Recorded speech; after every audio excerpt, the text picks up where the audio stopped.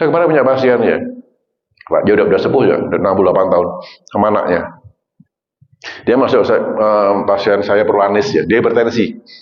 Udah Terus kemarin diperiksa 6 bulan sekali semester niko, ada fungsi ginjal, ya, urea, kreatinin, ELFG sama albuminuria. Itu urea, kreatinin untuk melihat fungsi ginjal. Nanti dia kemampuannya di ELFG, ya, estimasi laju filtrasi ginjal glomerulus. Normalnya menikah di atas 90. Nah, kemarin sama saya baca, ya Allah, kok Bu, ini ginjalnya tinggal 37. Harusnya 90 lebih, tinggal 37. Kalau kurang dari 20, cuci darah. Harus 90. Waktu saya diperiksa menikah tinggal 37. Seperti gini. Ada jurang ya. Ini ada orang jalan. Pak, depan itu jurang, Pak. Bendok gak apa-apa. Paling jegur. Dia. Jegur sudah. Jurang inilah yang namanya gagal organ. Kalau nanti ini tadi saya bilang, dia sampai ini di sini dia sedang ke sana, ginjalnya sudah mulai rusak, dan saya tahu, saya bilang, Bu, jenengan sudah mulai rusak ginjalnya, gimana? Nggak apa-apa dok, bablas. Paham ya? Saya bilang, Bu, ini terus, loh gimana dok? Sekarang gini, dia tuh pendek gemuk, ya. Terus lututnya sakit sekali. Hampir setiap bulan dia mesti ke dokter minta obat nyeri lututnya. Obat itu perusak ginjal. Saya bilang sama anaknya begini, Mbak, coba, jangan milih 2, enggak 3, 2. Mau teruskan minum obat pengurang nyeri, resikonya ginjalnya jebol, atau jenengan mau berdamai dengan nyeri, tapi ginjalnya aman. Ya kan itu nggak bisa. Jadi nggak ada terus mau obat nyeri neng ginjalnya aman. Orang pilihannya itu nggak ada. Saya bilang saya punya waktu 6 bulan Bu untuk periksa berikutnya. Sampai 6 bulan nanti jangan di bawah 20, saya katakan. Nanti saya ngirim ke dokter yang dalam untuk masuk ke unit HD. Loh, itu seperti itu. Terus gimana? Gimana dok? Nah, udah mulai gitu. Saya milih yang nggak rusak ginjalnya. Oke. Sekarang kalau dia nggak mau rusak ginjalnya, coba tolong dipenuhi minumnya. Kan kalau kadang-kadang biaya sepuh tuh kalau disuruh nakar minum kan susah. Nanti malas ke belakangnya, apa jadi beser jadi. Gitu loh. Nah, makanya gini. Ada cara kedua, yang ini cara terakhir, apa? Coba habis ke belakang, habis buang air kecil, langsung unjuk. Gitu aja. Coba budaya Anda. Kok tambah kencing saya? Alhamdulillah tambah banyak. Paham Mbak? Ginjal tambah bagus. Kok tambah sering? Tambah bagus gitu loh. Mau bolak-balik.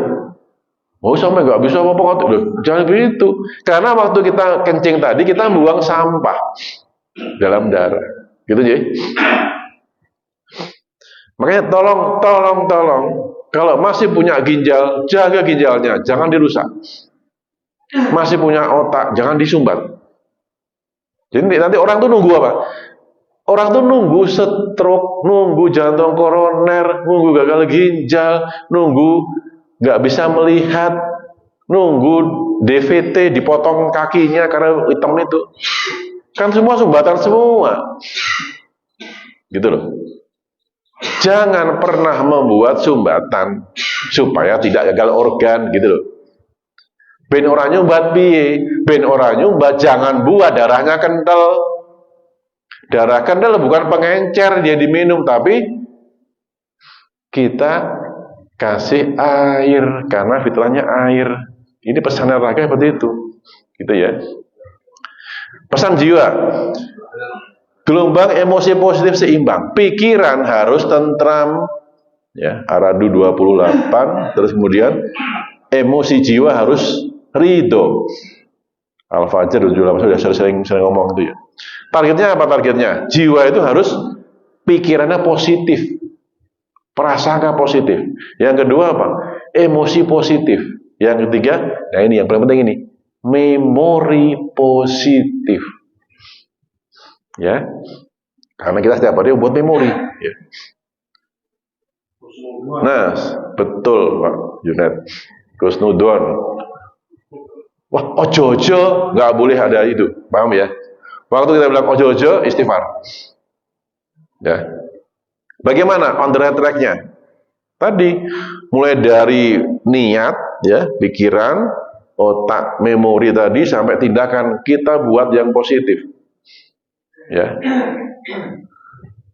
Jadi buat niat yang baik, ya, pikiran yang baik.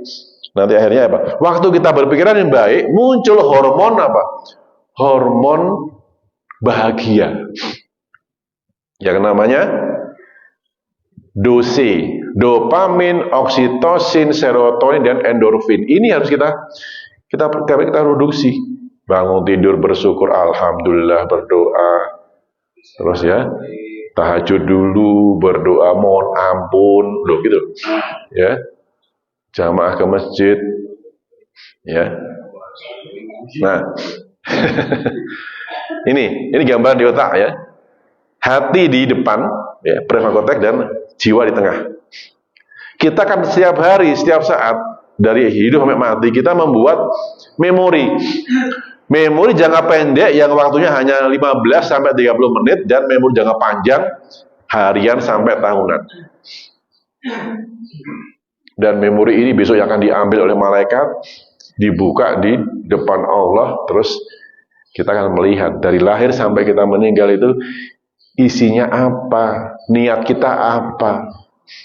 Apakah imanmu benar-benar kepada Allah yang esa atau kepada selain Allah? Apakah amalmu amal yang sesuai dengan perintah Allah melalui Rasulullah, ittiba Rasulullah, apa melu-melu, kebiasaan dilakoni, ya? Nah, makanya niat, emosi, dan ikhtiar. Di mana doa? Doa ada di posisi jiwa. Ya. Makanya hati-hati dengan gelombang emosi manusia. Ya.